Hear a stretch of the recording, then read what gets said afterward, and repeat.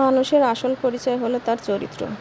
রূপ, টাকা বা পদ একদিন শেষ হয়ে যাবে, কিন্তু ভালো চরিত্র কখনো শেষ হয় না। চরিত্র ভালো হলে মানুষ সবার কাছে সম্মান পায়, বিশ্বাস পায়।